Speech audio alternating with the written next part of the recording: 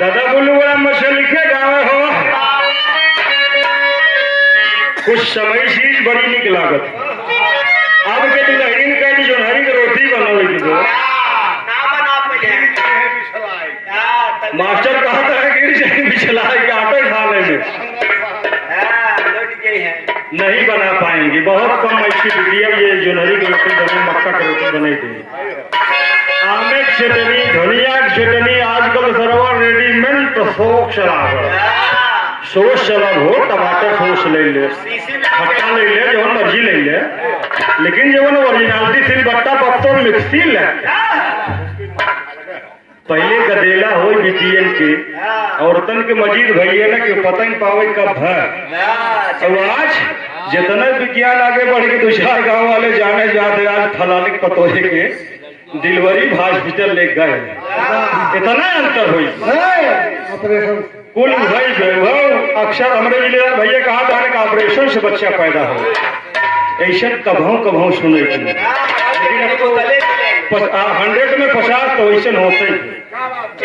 वही समय ही गीत पे कभी ये भाव दिया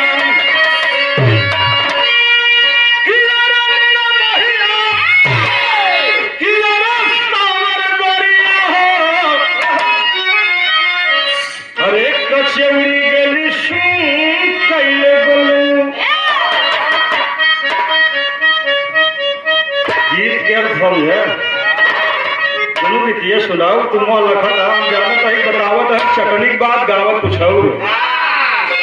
लेकिन ओरिजिनल ही है बनारस में एक बाई थी मजीद भैया ये गाना का हम निचोड़ बताओ थे बनारस में एक बाई थी जिसका प्रेम एक क्रांतिकारी नौजवान से था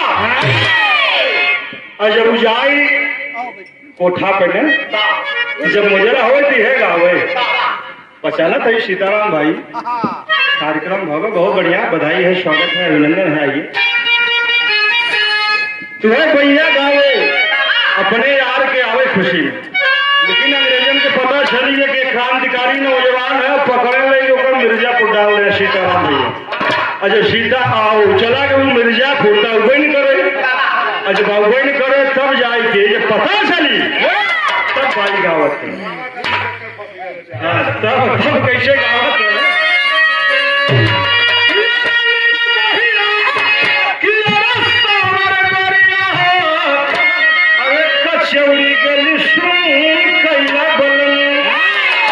कचौड़ी गली बा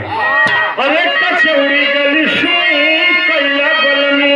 और मिर्जापुर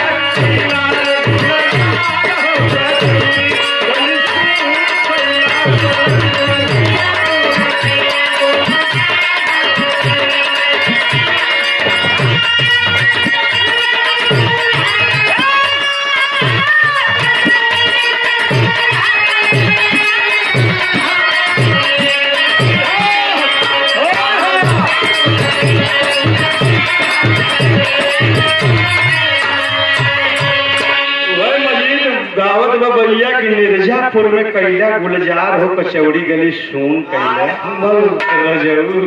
पानी रहे तब तक और वधू की जिंदगानी रही मेरी हार्दिक शुभकामना है मंगल कामना है लेकिन देखा ये भैया समय गीत बा अरे तवन शोभनिया में नहीं अरे तवन शोभनिया में नहीं जावन मजा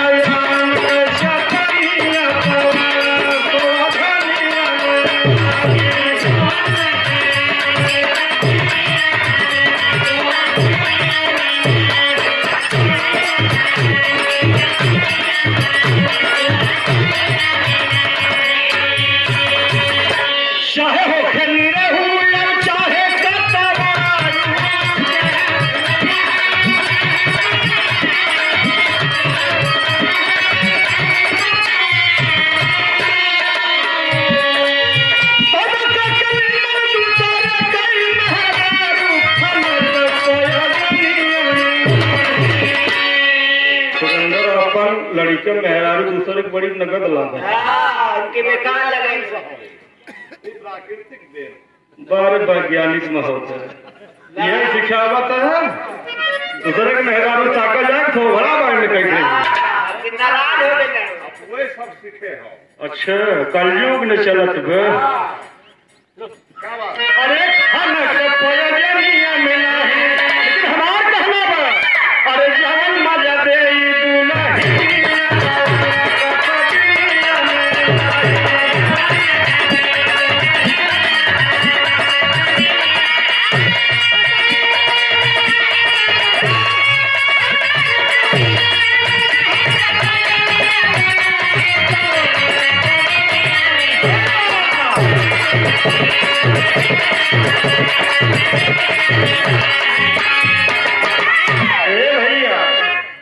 जवन सुख आपन दुल्हन दे दे न कई करोड़ सुरेंद्र खर्चा कर दे न सुख मिले। दुल्हन बतावा था अरे झकोरा मारे झूलनी मजी झूलनी कितनी बड़ी हो सारे कजी लोग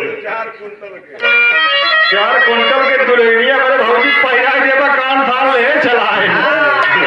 वही भाग जाए कि अरे झकोरा मारे झूलनी और सारी लहराई हो झकोरा मारे झूलनी।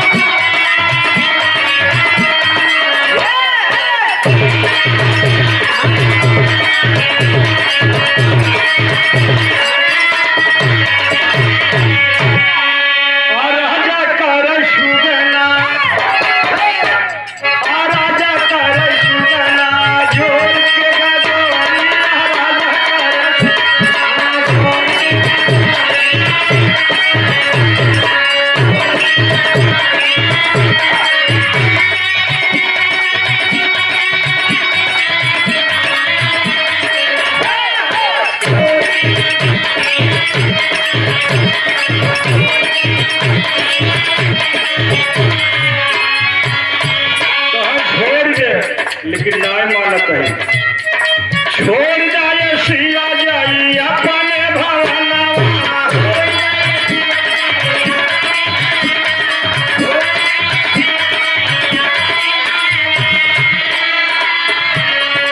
हरावा में राह जो हत होई मोर जनवा।